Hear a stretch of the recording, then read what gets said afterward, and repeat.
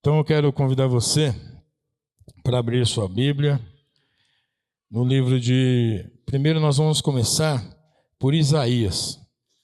Então nós vamos começar em Isaías e depois nós vamos ler dois textos aqui. Então nós vamos começar lá em Isaías.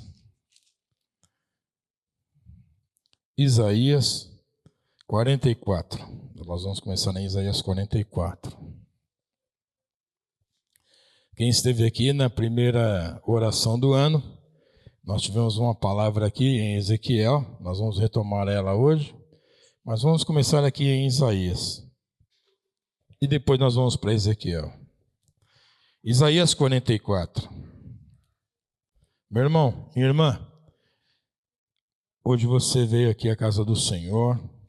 Como eu disse, eu não sei o que você tem orado, o que você tem falado, mas olha só, você tem aqueles momentos, como eu também tenho, meus momentos, em que você pergunta assim: puxa vida, já tenho tantos anos, eu estou em tantos anos de vida, tantos anos nesse trabalho, tantos anos nessa igreja, tenho tantos anos de crente, o que mudou na minha vida? Quem eu sou? Por que a minha vida está como está? Por que as coisas rodaram e acabaram aqui? Por que eu vim parar aqui? Por que eu estou aqui? Por que tudo isso aconteceu? Por que eu estou nessa posição? Por que eu estou nessa situação? Por que eu estou nesse lugar da vida? Quando a gente é jovem, a gente não pensa nisso, porque o jovem, para ele, o lugar que ele está nunca é definitivo, porque ele tem uma juventude, ele tem uma vida, ele fala, não, vou me mover para onde eu quiser, eu vou estar onde eu quiser, né? E aí ele tem os sonhos, e os sonhos dele, cada sonho é uma meta, então ele tem várias opções. Mas quando a gente já tem uma certa idade, principalmente nós que já passamos dos 50, não dá mais para você ter 1000 planos, porque você já não tem tanto tempo para fazer todos os planos. E às vezes você já lutou tanto e fala, por que eu estou aqui? E não estou lá nem lá, mas por que aqui? Por que nessa situação e não naquela? Por que desse jeito e não daquele? Por que nessa casa e não naquela? Por que nesse momento e não no outro? Ou então, por que nada mudou? Por que tudo isso aconteceu e com as pessoas e comigo não?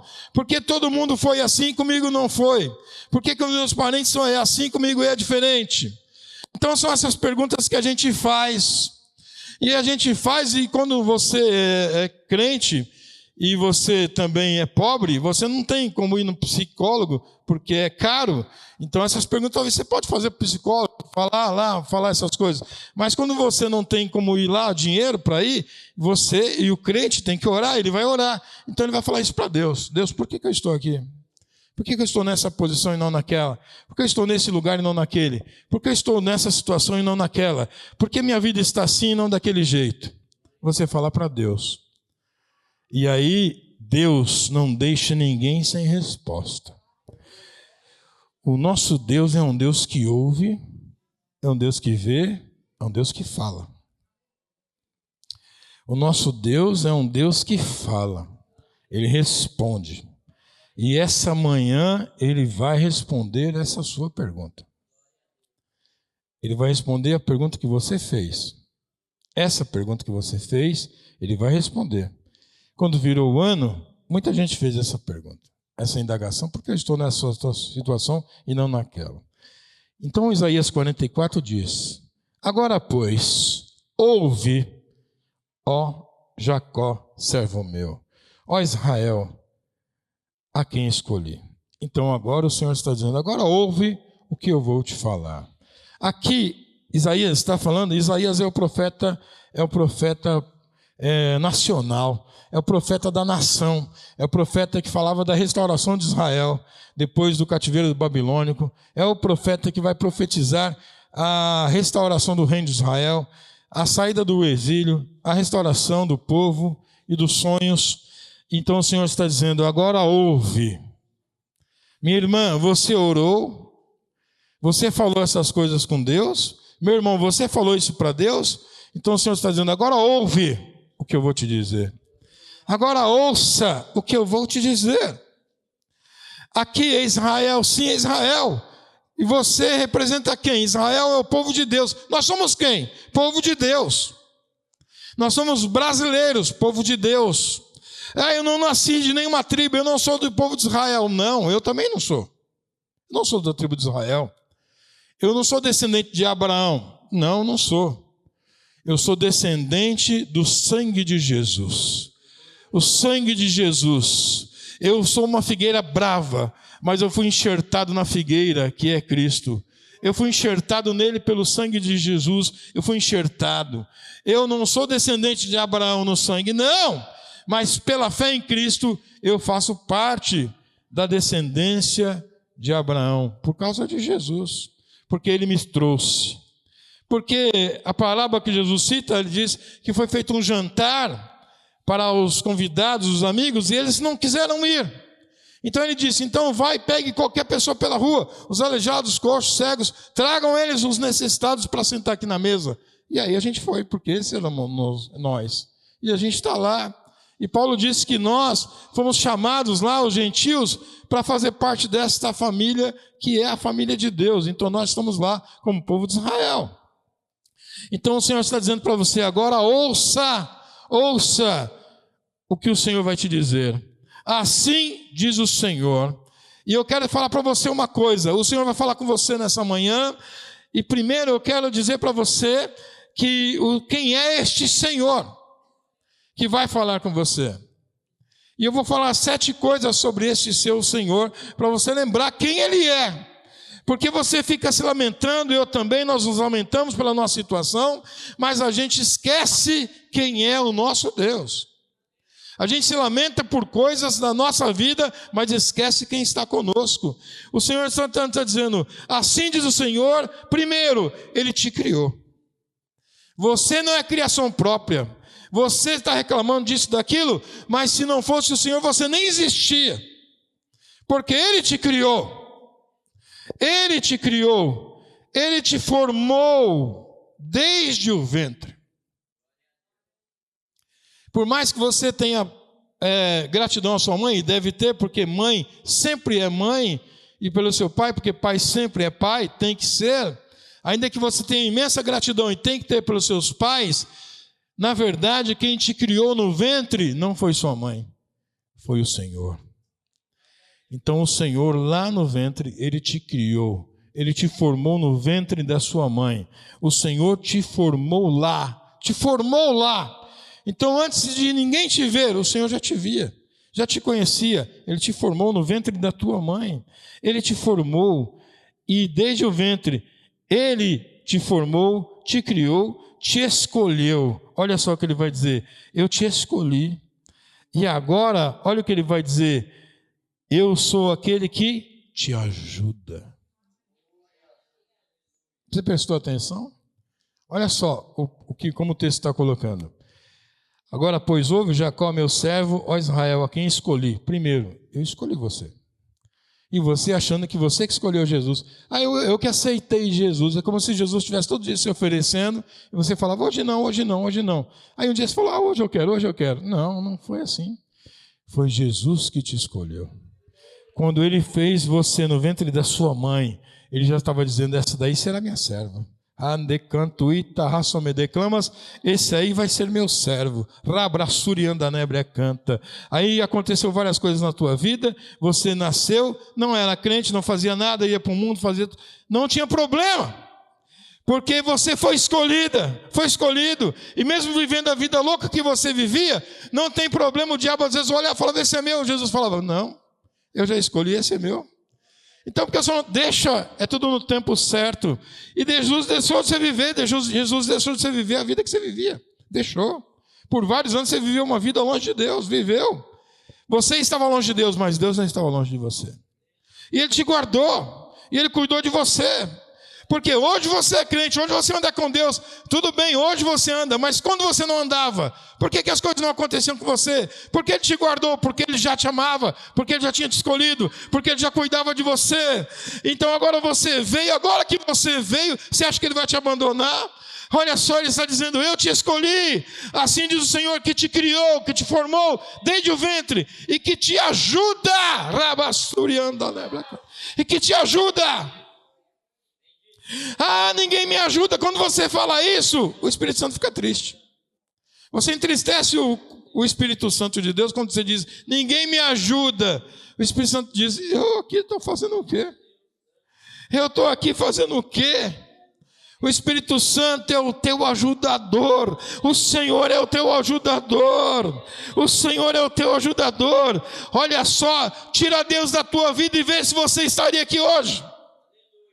Tira Deus da tua vida e vê se você moraria numa casa como você mora. Tira Deus da tua vida e vê se você teria uma família. Tira Deus da tua vida e vê se você teria vida. Então tudo que você tem por mais que você queira ou não queira, goste ou não goste, é porque o Senhor tem te ajudado.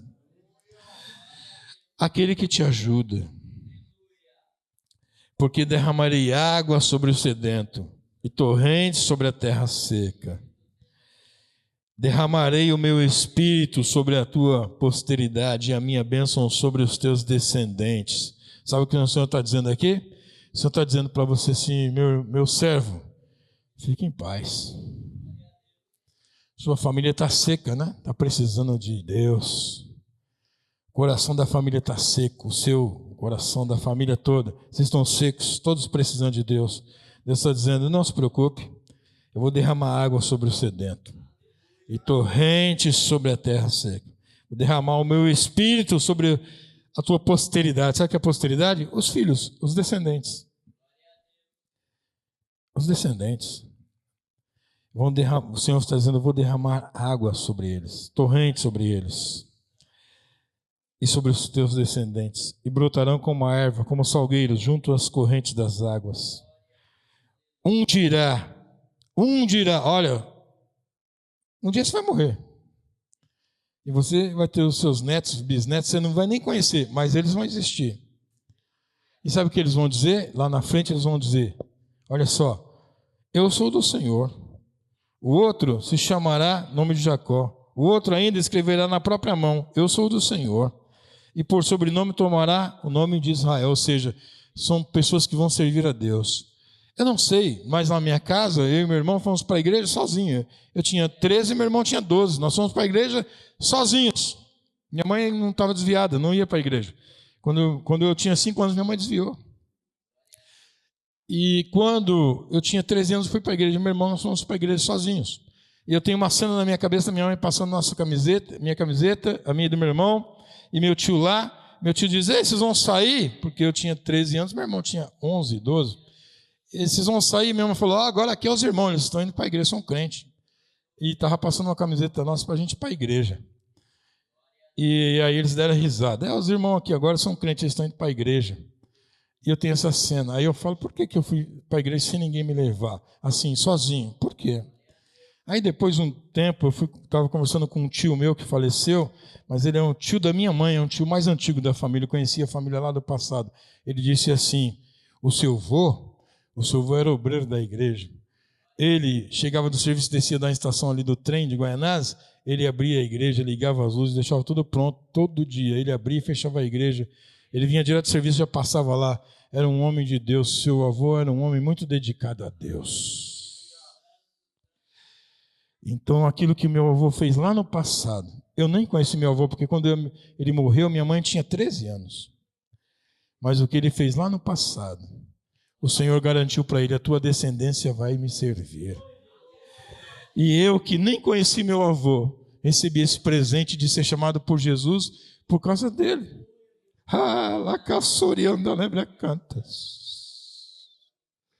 E você está orando pela sua família, continue. Os seus netos vão dizer: eu sou do Senhor. Os seus bisnetos vão dizer: eu sou do Senhor. Aí você vai dizer: por que, Senhor, tudo isso? Porque eu estou levando em conta as orações do meu servo, da minha serva. Eu estou visitando. Irmão, as bênçãos de Deus visitam até a 3ª geração. A maldição não, cessa. Então aqui ele está dizendo: eu te ajudo. Eu vou derramar água sobre a sua descendência. Tudo que você quer é ver seus filhos na presença de Deus. Tudo que você quer é ver suas filhas na presença de Deus, seus netos na presença de Deus. Não se preocupe, o Senhor conhece a tua oração. Ele vai fazer. Ele vai fazer. Um testemunho que eu gosto bastante para ilustrar isso é o seguinte: um pastor tinha os seus filhos, ele orou a vida inteira. Todos os seus filhos se converteram, menos o mais novo. não se converteu. E o pastor faleceu. E o filho não estava convertido. Não queria saber de Deus. Então, no dia do enterro, os filhos pegaram a Bíblia e colocaram no caixão assim do pai. Uma Bíblia bem surrada, bem lida, né? Que a Bíblia, quando é bem lida, ela é bem trabalhada, está bem surrada. Essas Bíblias novinhas, que tem crente que tem a Bíblia ainda que está com as páginas coladas. Sabe quando você cola assim as páginas? É sinal que ele não lê a Bíblia. Ai, nossa, pastor, sua Bíblia está arrancando a capa, está cheia de coisa escrita. É porque ela está sendo usada, né? Então, colocaram a Bíblia do pastor no caixão, assim, do lado dele, dentro do caixão. Aí o filho mais novo olhou e falou: por que vocês estão pondo a Bíblia aí? Não, nosso pai amava essa Bíblia, lia essa Bíblia, não largava dela, então agora está com ele aí. O rapaz começou a chorar, um momento lá, pegou a Bíblia, tirou a Bíblia e falou: não. Aí, por que você está tirando? Ele falou: não, a partir de hoje eu vou ser o dono dessa Bíblia. Eu vou seguir o caminho que meu pai seguia. Eu vou servir ao Deus do meu pai. Então, irmão, você tem como dizer que ele não viu? Ele viu, Jesus mostrou para ele. No momento ali, ó, a vitória foi dele. Porque o Senhor é esse quem faz essas obras. Quem é o nosso Deus? Os cultos por aí, Jesus está virando um Deus de autoajuda. Deus está virando um Deus de autoajuda. Um Deus que só ajuda eu me dar bem na minha carreira. É um Deus personal trainer, personal, né? Office, um Deus que só me faz um orientador de carreira, um orientador de relacionamentos. Deus está virando um coach. Os pastores são coaches e Deus é o sumo coach. Não! Eu vou falar para você quem é o nosso Deus. Nosso Deus não é um coach, não. Nosso Deus não é coach de carreira, de relacionamento. Não é. O nosso Deus, Ele mesmo vai dizer quem Ele é aqui. Louvado seja Deus. Olha só. Esse Deus é um Deus tremendo, é um Deus maravilhoso. É um Deus glorioso, é um Deus santo. Ele é maravilhoso, aleluia, louvado seja Deus. Aleluias, olha só. Vamos lá. Aqui está o Senhor nosso Deus. 45, Isaías 45. Isaías 45. Ele vai dizer, olha só. Quem Ele é, o Deus que Ele é. Louvado seja Deus. Isaías 45, versículo 5. Eu sou o Senhor. Primeira coisa, Ele é o Senhor. Você está vendo aí que na sua Bíblia o Senhor está tudo com letra maiúscula? É porque Ele é o Senhor dos senhores. Não há Senhor nenhum acima dele. Não há Senhor nenhum acima dele. Ele é o Senhor. Primeira coisa, Ele é o Senhor. Ele é o Rei de Israel. Ele é o Redentor. Está tudo nesse texto, eu não vou buscar, você leia depois. Ele é o Redentor. Ele é o Senhor dos exércitos. Ele é o primeiro e o último. Louvado seja Deus. Ele é o único Deus, único Deus, único Deus. E Ele é a única rocha. Não há outra rocha além dele. Ele é a única rocha. Então Ele é... Aqui, irmãos, Ele está falando com Ciro. Ele vai falar de Ciro. Vou explicar para você o que aconteceu aqui. O povo de Israel estava no exílio, na Babilônia. Deus então levanta um rei chamado Ciro. Esse rei vai tirar o povo da Babilônia. Deus vai usar o rei para tirar o povo. Então, nesse momento, Deus chama ele de, assim diz o Senhor, ao seu ungido Ciro. A palavra ungido aqui é a mesma palavra Machia, Messias. Então, aqui, o rei Ciro, Deus está dizendo, esse é o meu ungido, é o meu Messias. Nesse momento, Ciro, o rei Ciro, tem uma figura de Cristo. É como se ele fosse Cristo, o papel dele aqui. Porque ele é quem vai resgatar o povo do exílio. Vai resgatar o povo da escravidão. Foi o que Jesus fez conosco. Então aqui ele vai dizer para o rei Ciro que ele vai tirar o povo do Egito, da Babilônia. Então aqui ele vai dar uma parte do seu currículo. Ele vai dizer, eu descingirei o povo de Israel. O povo de Israel está cingido, atado, preso. Eu vou soltá-los. E você vai ser usado para isso. Ele vai dizer, eu vou resgatar o povo, eu vou resgatar a nação, eu vou abrir a prisão, eu vou tirar o meu povo, e quem será usado será Ciro. Foi exatamente o que ele disse. Versículo 11, no capítulo 45. Assim diz o Senhor, o Santo de Israel. Assim diz o Senhor, o Santo de Israel, aquele que o formou. Quereis acaso saber as coisas futuras? Quereis dar ordens acerca dos meus filhos? Quereis dar acerca das obras das minhas mãos? Olha só, ele está fazendo uma pergunta. Aqui, você, por acaso, quer saber das coisas futuras? Quer saber acerca dos filhos? Quer saber das obras de Deus? É isso que você quer saber? Lembra da nossa pergunta inicial? Senhor, por que eu estou nessa situação, não naquela? Por que eu estou nessa vida e não naquela? Aí ele está dizendo, você quer saber das coisas de Deus? Você quer saber das coisas que Deus tem feito? Você quer saber das coisas que Deus vai fazer? É isso que você quer saber? Então Deus está dizendo, eu fiz a terra e criei nela o homem. As minhas mãos estenderam os céus e todos os seus exércitos e dei as minhas ordens. E na minha justiça suscitei a Ciro, a todos os caminhos endireitarei. Ele edificará a minha cidade e libertará os meus exilados, não por preço nem por presentes, diz o Senhor dos Exércitos. Deus está dizendo, não vai pagar nada, nem precisa dar presente, ele vai lá e vai tirar, porque eu estou mandando. O Senhor dos Exércitos, é que ele dá o currículo dele. Assim diz o Senhor. Assim diz o Senhor. Olha só, versículo 15. Versículo 15, desculpa, 14. Assim diz o Senhor, a riqueza do Egito e as mercadorias da Etiópia e dos sabeus, os homens de grande estatura, passarão ao teu poder e serão teus. Seguir-te-ão, irão em grilhões diante de ti, se prostrarão e farão as suas súplicas, dizendo, só contigo está Deus, e não há outro que seja Deus. Está dizendo assim, sabe aqueles homens de grande estatura, sabe aqueles exércitos poderosos? Eles vão se curvar diante de você, vão vir todos algemados e dizer, Deus está com você e não há outro Deus. Eles vão reconhecer que foi Ciro usado por Deus. Eles vão se render a Ciro, mas por causa do Deus que trouxe a mão de Ciro. Olha, esse versículo é maravilhoso, eu gosto desse versículo. Irmão, esse versículo talvez resuma aquilo que a gente quer saber. Versículo 15, verdadeiramente, Tu és Deus misterioso. Ó Deus de Israel, ó Salvador, verdadeiramente Tu és Deus misterioso.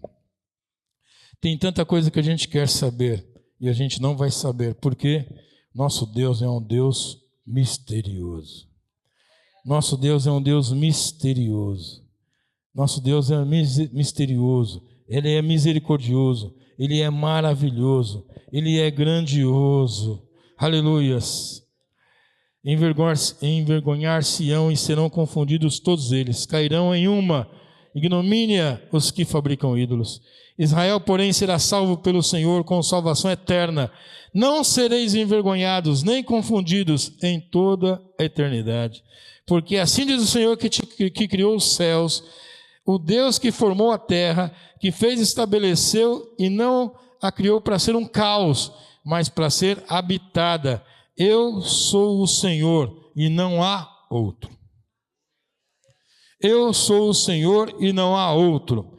Eu vou fazer uma aplicação aqui do que o Senhor está dizendo da terra. O Senhor está dizendo, eu sou o Senhor, eu fiz a terra, coloquei toda a ordem, formei o homem, coloquei na terra, para que ela esteja em ordem e não seja um caos. O Senhor criou você, te colocou na terra, guiou a tua vida para que ela seja uma vida ordenada e não um caos. E por que a minha vida então, Senhor, está um caos? Irmãos, nem sempre a nossa vida é resumo só do que Deus deu para nós, não. Tem muita coisa que a gente reclama porque é fruto da nossa escolha.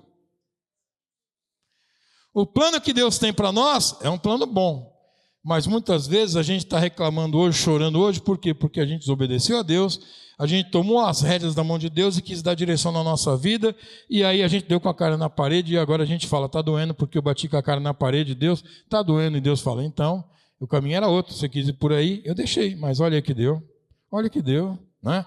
O caminho não era esse, mas você quis ir. Então, eu vou te mostrar uma coisa aqui na palavra para você entender. Aqui, meu irmão, hoje a gente reclama, a palavra de Deus diz: do que se queixa o homem, senão das suas próprias misérias? Senhor, eu não aguento mais, estou tão endividada, Senhor, me ajuda, Senhor, me ajuda. Aí o Senhor vai dizer: quem fez essa dívida foi eu? Você conversou comigo antes de fazer isso? Senhor, esse casamento não aguento mais, está me matando. O Senhor disse: você conversou comigo antes de escolher essa pessoa? Senhor, essa casa está caindo aos pedaços. O Senhor pergunta: você conversou comigo antes de comprá-la?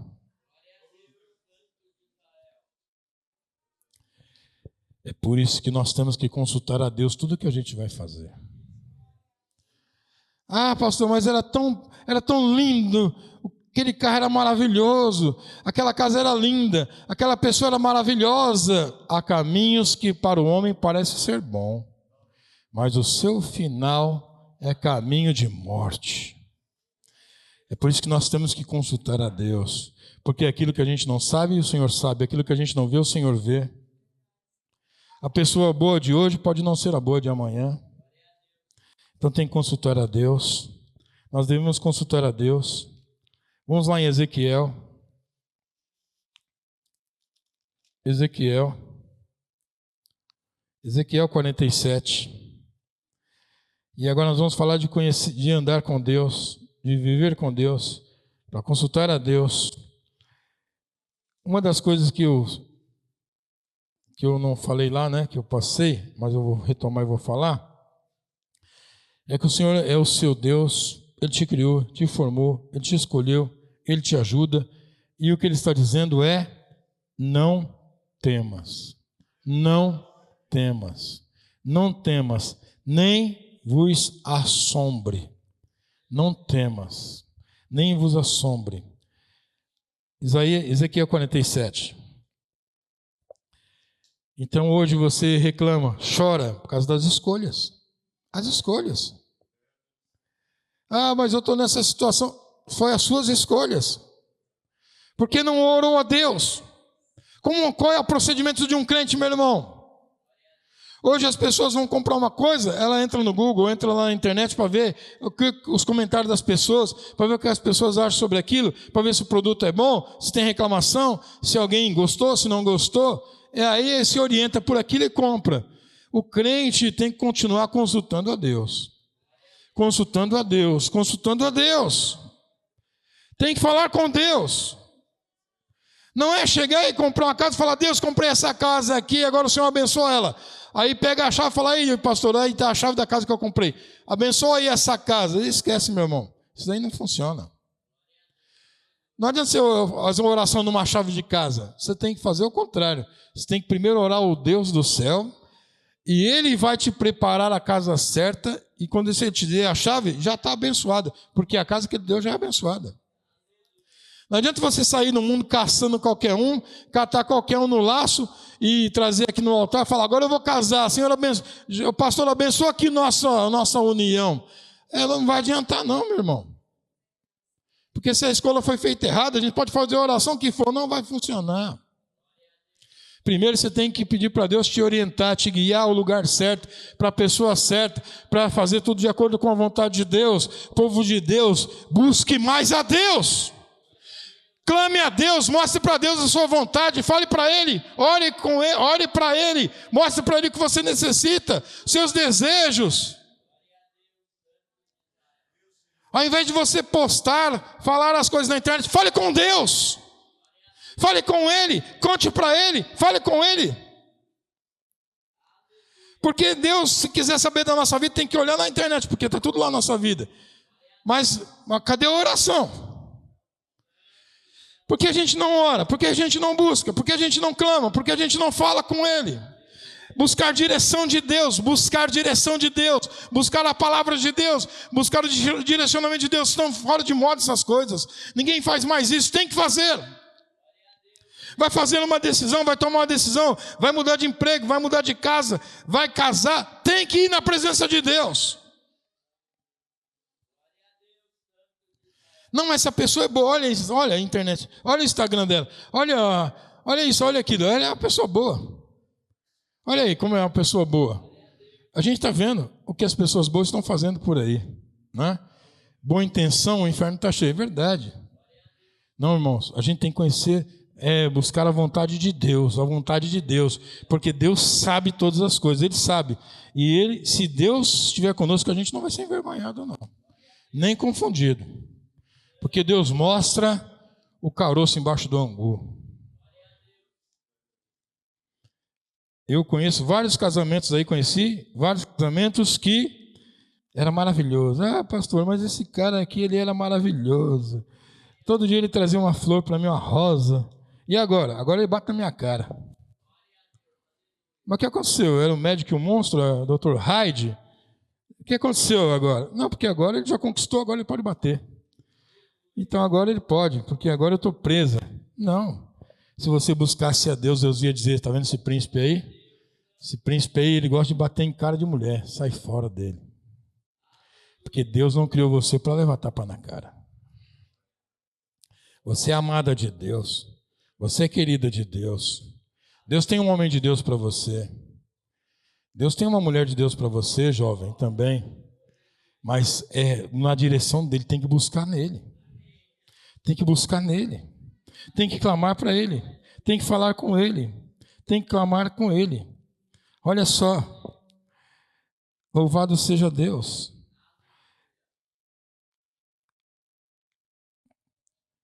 Olha aqui. Isaías 47.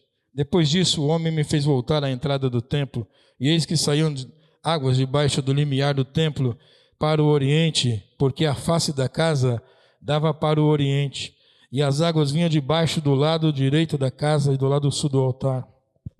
E ele me levou pela porta do norte e me fez dar a volta por fora até a porta exterior que olha para o oriente, e eis que corriam águas do lado direito. Saiu aquele homem para o oriente, tendo na mão um cordel de medir. Mediu 1000 côvados e me fez passar pelas águas, águas que me davam nos tornozelos. Mediu mais 1000 côvados e me fez passar pelas águas, águas que me davam nos joelhos. Mediu mais 1000 e me fez passar pelas águas, águas que me davam pelos lombos. Mediu ainda outros 1000, e já era um rio que eu não podia atravessar, porque as águas tinham crescido, águas que se deviam passar a nado, o rio pelo qual eu não podia passar. Louvado seja Deus. Aleluias, louvado seja Deus. Então ele me disse: viste isso, filho do homem? Então ele me levou e me tomou a trazer à margem do rio, e tendo eu voltado, eis que à margem do rio havia uma grande abundância de árvores de um lado e de outro. Então ele me disse: estas águas saem para a região oriental, e descem a Campina, e entram no Mar Morto, cujas águas ficarão saudáveis. Enfim, a gente vai usar isso aqui como uma aplicação, aplicar na nossa vida. Essas águas saem do trono de Deus.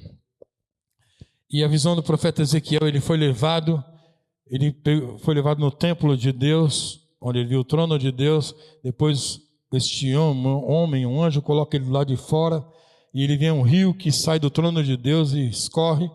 E aí o anjo tem um cordel, uma fita de medir grandes distâncias, né? Tipo uma fita de medir quilômetros, uma fita grande, de medir coisas grandes. Não é a trena pequena, mas um cordel é uma coisa de medir, uma fita de medir coisas grandes. E ele mede 1000 côvados. 1000 côvados é 500 metros. Um côvado é meio metro. Um côvado é um espaço da ponta do dedo até aqui. Então é meio metro.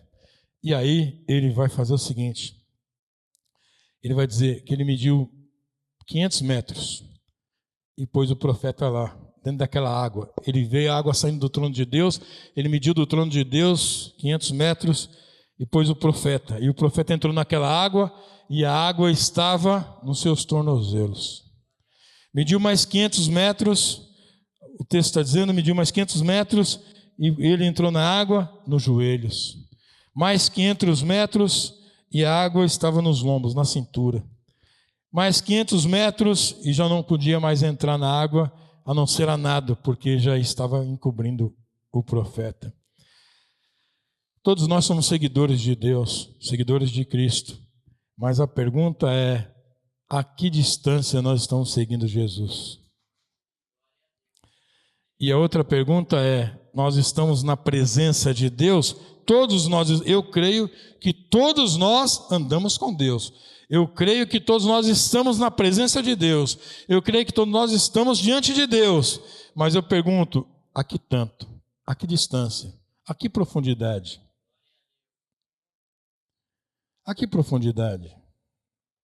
Você gosta do mar, você gosta da água, você gosta de nadar, aí você sai daqui, faz uma viagem de 1h30, 2 horas para ir até uma praia, e quando chega lá, você vai na praia, entra na areia, entra na água, a água chega no seu tornozelo, e alguém fala: chega, para, vamos voltar para casa.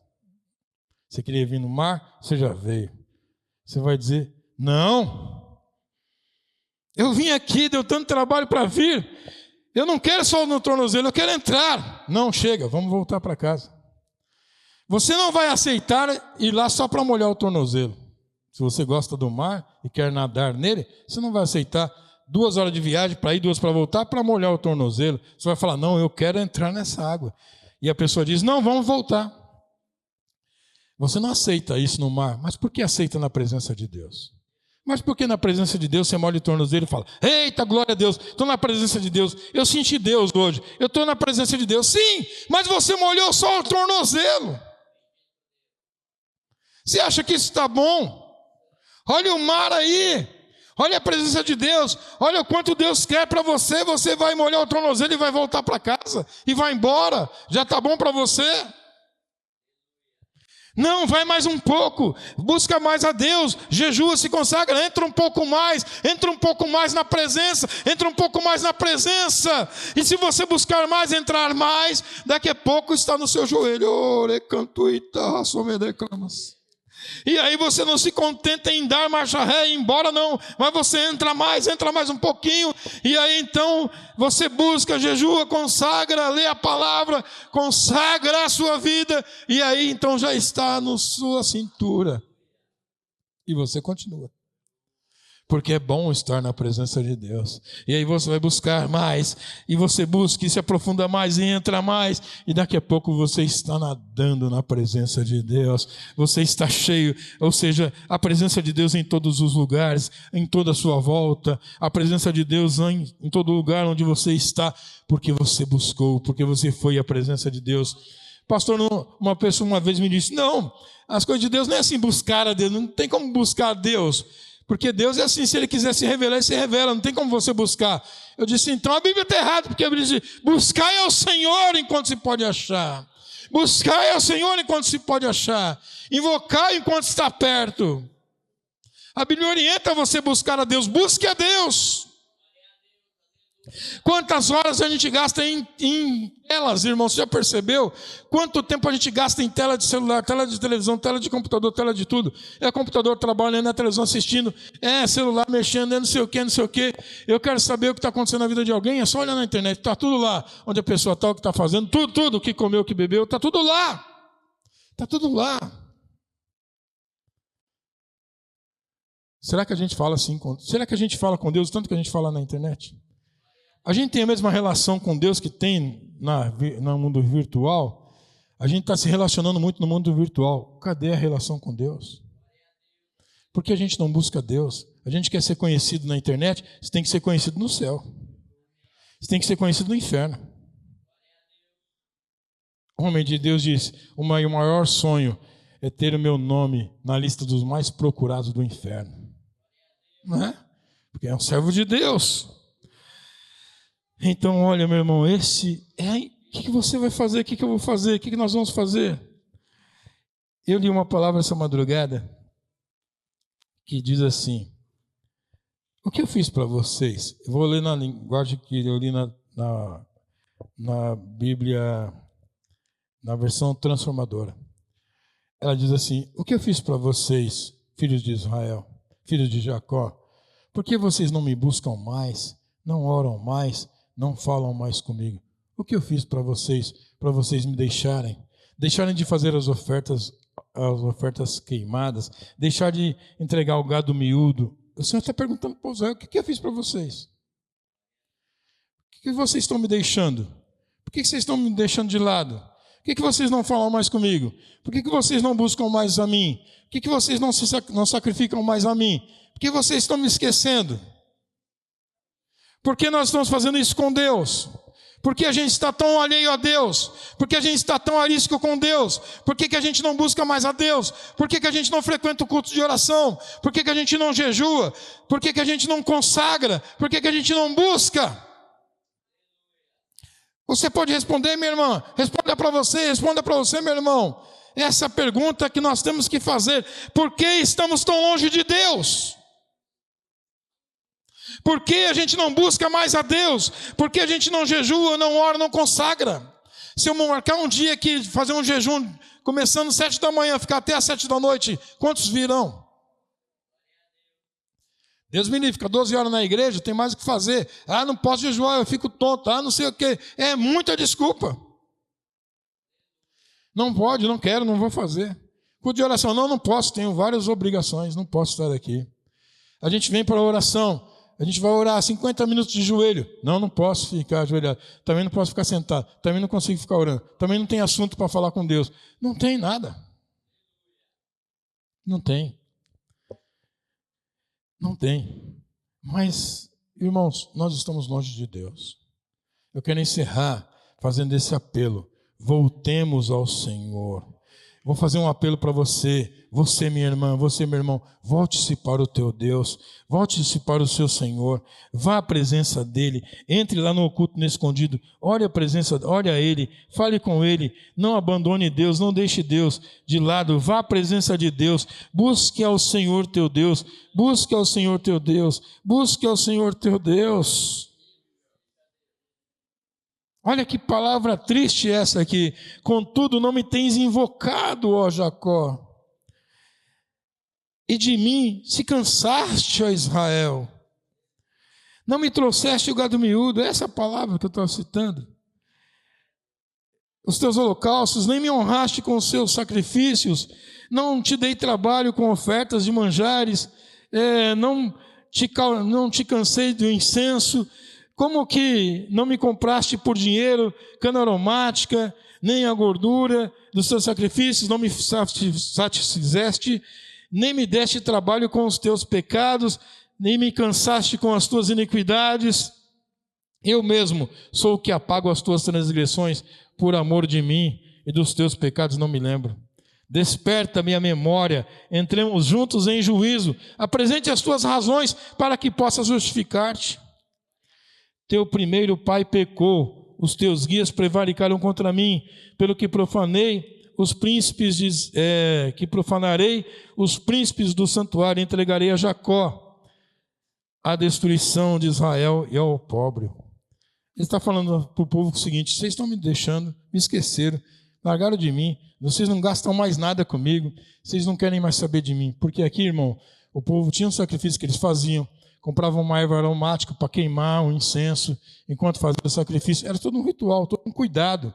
Então a pessoa tinha que gastar um dinheirinho para comprar um incenso, uma erva, comprar o animal que ela ia oferecer, o bezerro cevado, ou então uma ovelha cevada, oferecer a Deus. Não, o povo esqueceu, largou tudo isso e não quer mais saber de Deus. Eu vou encerrar, só para você entender essa questão, porque isso também é uma coisa que eu estava essa semana, esses dias lendo e pensando, como a gente está terceirizando o nosso culto. E você vai entender, eu encerro aqui. Olha só, como que funcionava no passado, lá na época do sacrifício. Era o seguinte: você estava na sua casa, você criava ovelha, todos eles criavam. Ou se você não criasse, se você criasse ovelha, a hora que você fez o parto da sua ovelha, nasceu uma ovelhinha bonitinha, sem nenhum problema, perfeita. Você já falava: essa ovelha vai ser do Senhor. Você pegava aquela ovelha e criava ela num cercadinho separado. Então você alimentava todos e alimentava aquela, mas aquela sempre num cercadinho separado. Você dava uma comidinha especial para ela, uma atenção especial, ela ia ficar bonita, ia engordar. E você sempre falava: essa ovelha é do Senhor. Então tinha um rebanho lá, mas você falava: não, aquele rebanho lá é meu, essa ovelha é do Senhor. Aí chegava no dia do sacrifício anual, você pegava aquela ovelha que você cuidou o ano inteiro com tanto cuidado, levava, entregava para o sacerdote, ele matava e fazia o sacrifício. Isso era assim que funcionava. Então você passava um ano cuidando de uma ovelha para entregar lá. Olha o que Jesus vai fazer. Quando Jesus vai purificar o templo, o que estava acontecendo?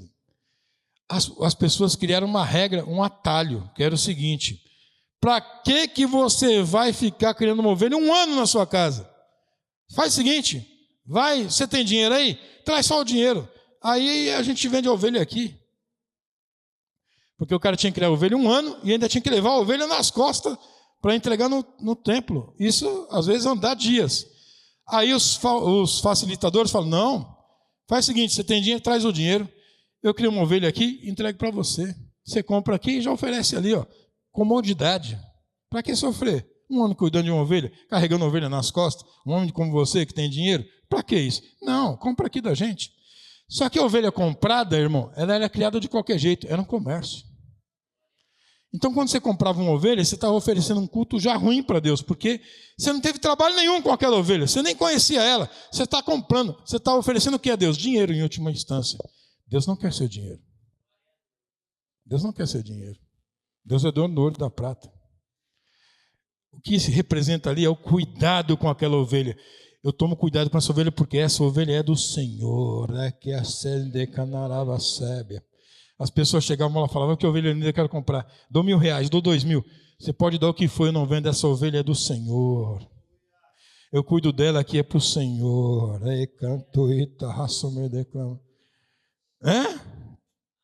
E sabe o que aquela ovelha representava? Em última instância? O Cordeiro de Deus guardadinho ali. É Jesus. O Cordeiro de Deus, a ovelha que está sendo cuidada e vai ser morta para cobrir pecados. Aí o cara vai e vende. Não, agora você compra aqui. Ótimo. Ah, mas eu não tenho esse dinheiro aí. Aí os sacerdotes também querem ganhar. O sacerdote vira esse comércio e falou, ei, vocês vão vender ovelha aqui? Não pode, tem que criar em casa. Não, mas aí só ganhamos comissão. Não, agora já pode. Então agora está podendo. Só que aí o templo criou uma moeda deles. E fala, não, então é o seguinte, você pode até vender aqui no meu pátio, aqui eu até aceito o comércio. Só que tem que ser na minha moeda. Então vocês vão trocar moeda comigo. Então a minha moeda vale tanto, a sua vale tanto. Nós vamos trocar. Aí o câmbio, né? Troca de moeda. E o templo já está ganhando. Aí o sacerdote já está ganhando dinheiro para trocar moeda, para aceitar vender, para aceitar o ritual. Então eles se envolveram nisso e venderam o culto, terceirizado o sacrifício. Você vem para o culto, quando vem, e se não vem, fica em casa e fala, vou assistir um culto pela internet. Você entra numa igreja qualquer, assiste um culto lá e fala, pronto, já cultuei. Você terceirizou. Não é nada disso, meu irmão. Cadê a sua ovelhinha que você tem guardado? Cadê o seu cultivo para Deus? Cadê o que você guardou para Deus? Cadê o que você fez para Deus? Vai sacrificar? Cadê não é só jogar a ovelha não. Cadê o seu incenso? Você trouxe sua erva aromática? Você comprou? Você está preocupado? É um cuidado com Deus. É o perfume que tem que subir. Cadê? Não tem. Você não trouxe. Você não tem nada. Você veio só com o dinheiro no bolso e fala, eu dou o dinheiro aí, está tudo certo. Não, não está. Deus não quer seu dinheiro, Ele quer o seu cuidado, o seu zelo, a sua vida ali dia a dia, cuidando no trato das coisas que são dele. É cuidar das coisas dele, é zelar pelas coisas dele. Não é só eu dou dinheiro e está tudo certo. Não! Ele não precisa do seu dinheiro, Ele é o Deus dono do ouro e da prata. Ele não precisa do seu dinheiro. Ele quer o seu zelo, o seu cuidado, o seu carinho. Cadê? Não gasta, não quero, não vou gastar com as coisas de Deus, não vou fazer. Não vou dizimar, não é para mim, tanto faz isso aí. Não pode terceirizar, não é como você quer, é da forma que Deus determina que tem que ser.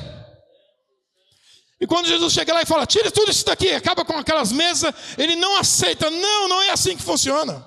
Pode tirar tudo isso daqui, não é assim que funciona. É a mesma coisa que está acontecendo hoje. Terceirizaram o culto, fizeram tudo, agora é show, é não sei o quê. Isso está errado. Os crentes têm que voltar ao joelho no chão. Tem que voltar à presença de Deus. Tem que voltar a buscar a Deus. Não vai terceirizar. Eu estou assim por culpa do pastor. Por culpa da sua preguiça. Por causa do seu pecado. Por causa do seu relaxo. Por causa do seu desvelo contra Deus. Por causa da distância que você está de Deus, a sua vida está ruim, porque você é um crente ruim, porque você é um crente que não busca, porque você é um crente que não ora, porque você é um crente relaxado, porque você é um crente medíocre, porque você é um crente que não está nem aí com Deus. Porque você só lembra que é crente domingo de manhã e depois se esquece. Deus não é assim que se trata. Ele é o Senhor, Ele é Deus. Você tem que andar na presença dEle, chorar na presença dEle, clamar na presença dEle, buscar, viver na presença de Deus. Cadê a sua ovelha guardada? Cadê o zelo que você tem pelas coisas de Deus? Cadê a presente, a sua ovelha que você trouxe para o sacrifício? Cadê a ovelha que você cultivou um ano? Cadê a ovelha que você guardou? Cadê o cuidado? Cadê o zelo? Cadê as coisas para Deus que você tem cultivado? Não, não é assim que funciona, meu irmão. Me desculpe, mas não é assim que se trata Deus. Não é assim que se trata o Senhor do céu e da terra. Ele quer o seu cuidado, Ele quer o seu zelo. Ele quer que você ande na presença dEle. Não adianta você procurar culpado.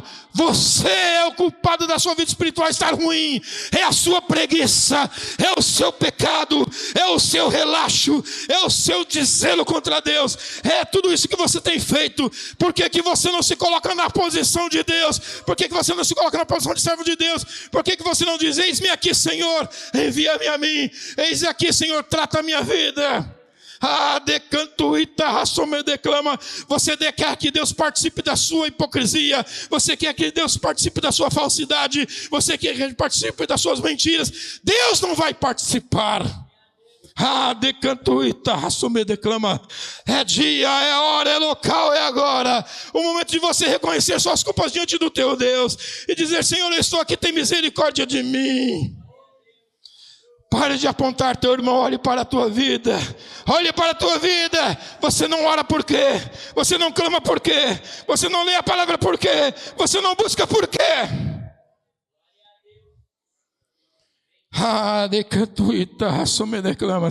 Essa tua preguiça ainda pode te lançar no inferno, cuidado.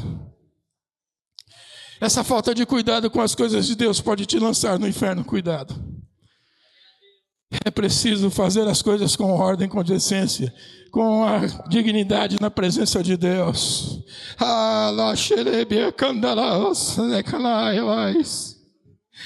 A gente mesmo prega uma coisa, mas não crê nela. Porque a gente diz que Deus é fogo consumidor, mas a gente não está nem aí com isso. A gente diz que Deus é justo e não se preocupa com a justiça dele. A gente diz que os olhos de Deus estão em toda parte e a gente não sabe e não vive como se Ele estivesse realmente nos olhando. Labraçorianda nebra canta. Nebro, manabra soube decai. Aleluias. Eu vou ler mais um texto aqui. Agora, a partir de agora, eu não estou mais nem aí com o horário.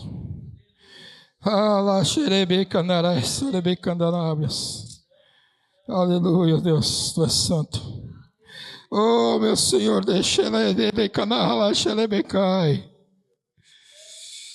ai daquele que contende com o seu Criador. Ai daquele que contende com o seu Criador. Ele não passa de caco de barro em meio a outros cacos. Acaso dirá o barro àquele que lhe formou: que fazes? Ou a tua obra não tem alça? Ai daquele que diz ao pai: por que geras? E a mulher: por que deu à luz? Assim diz o Senhor, o Santo de Israel, aquele que te formou: quereis acaso saber as futuras? Querer das ordens acerca dos meus filhos e das obras das minhas mãos? Decatuita rassome declamas. Eu fiz a terra, criei o homem. As minhas mãos estenderam os céus e todos os seus exércitos eu dei as minhas ordens. Você quer contender com Deus? Você quer dizer que Deus está errado? Você quer que Deus participe das suas coisas? Você quer ser Jacó? O Jacó enganador? Que engana o irmão? Que quer enganar fulano, ciclano? Você quer que Deus participe? Você quer levar vantagem em tudo? Não dá. Não dá, não dá. Diante de Deus prevalece a sinceridade. diante desse altar, todos nós estamos nus das nossas mentiras. Estamos nus das nossas falsidades. Quando os olhos de Deus nos vê, Ele nos contempla como nós somos. Se você entrou aqui com raiva de um irmão, quando você entrou, Deus já viu. Esse irmão esse meu servo está raivoso. Você entrou aqui com raiva, mas disfarçando, dando risada. Até abraçou. A falsidade. Mas quando você entrou, o Senhor já disse: essa minha serva está raivosa. Aí você fala e canta e fala: Espírito Santo, fala comigo. O Espírito Santo vai dividir uma cadeira com a raiva. Aí você põe a cadeira e põe a raiva sentada e fala: Espírito Santo, senta aqui. O Espírito Santo fala: minha glória não dou a outro. Enquanto a cadeira não estiver vazia, eu não sento. Enquanto a cadeira não estiver vazia, eu não sento. Ah, mas fulano fez isso, fez aquilo para mim. Já ouviu falar em perdão? Ah, mas eu não posso perdoar. Então vá para casa. Porque aqui é lugar de cristãos, de pecadores arrependidos. Se você não sabe dar perdão, você está perdendo seu tempo aqui. Porque aqui é a casa do perdão. Porque aqui, quando você perdoa, você é perdoado. Quando você perdoa seu irmão, Deus perdoa os seus pecados. Você não quer perdoar os pecados do seu irmão? Volte para casa, porque Deus não vai te perdoar. Ah, decantuita, me declamas.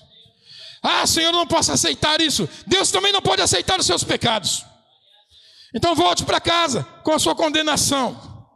Porque se você quiser se justificar diante do Senhor, pode o barro contender com o oleiro? Não pode.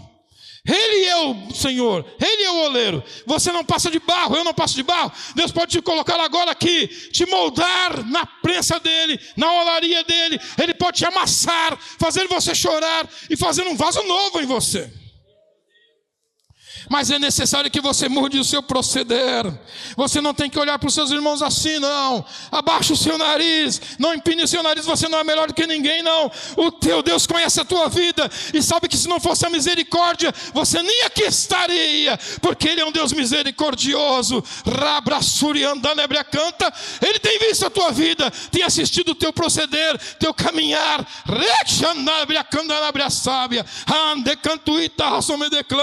E ainda Deus não quer nem entrar na área do que você tem feito, porque se entrar aí a gente vai ficar mais tempo. Mas Deus está dizendo: tu sabe do que eu estou dizendo, sabes tudo que eu falo. Imaginaste tu se colocasse aqui a tua vida para todo mundo ver?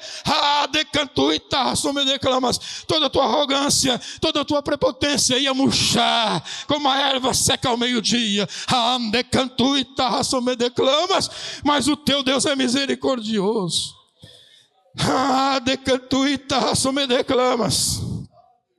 E você diz: Deus, não mais, não, Senhor, não me humilhe, Senhor. E o Senhor está dizendo: não me humilhe, então o meu povo também não me humilhe, não humilhe também a minha irmã, o meu servo, minha serva, não humilhe. Não. Ah, Senhor, tem misericórdia de nós. Decantuita, só me declamas. Você veio com as mãos aqui, ergueu suas mãos. Você viu como estão as suas mãos?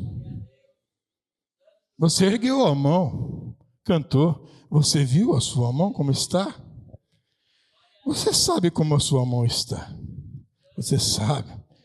Você sabe que sua mão manipulou dias aí, esses dias. Os seus olhos viram aqui o hino passar. Você lembra o que os seus olhos viram esses dias? Você lembra. Você cantou. Você lembra o que a sua boca falou dias atrás? O teu Deus viu do céu, né?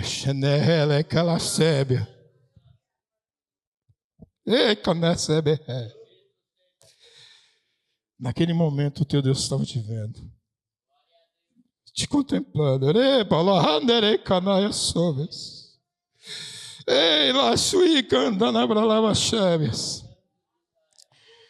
O Senhor olhou para você, naquele momento o Senhor estava te vendo e disse: meu servo, quantas vezes eu quis te trazer para perto, e é aí que você está lá, quantas vezes falei contigo e tu não me ouviu, Quantas vezes estendi a mão para que você se levantasse e você não aceitou? É aí que você está. Olha o que tu está fazendo. Olha a lama que você está rolando, meu servo. Não é aí que eu te quero. Não foi para isso que eu te criei. Sai daí.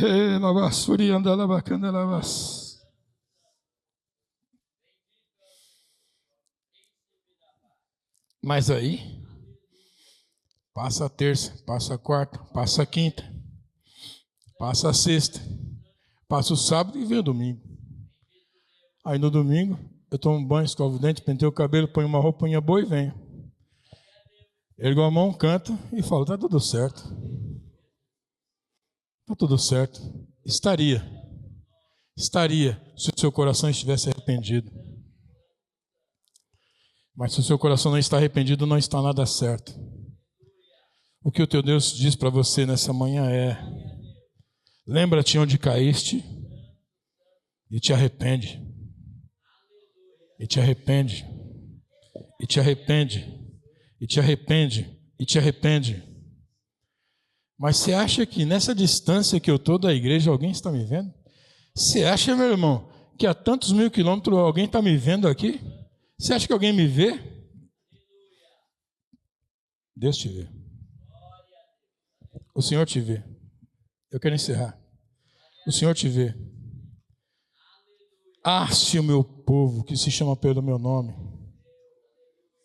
não é?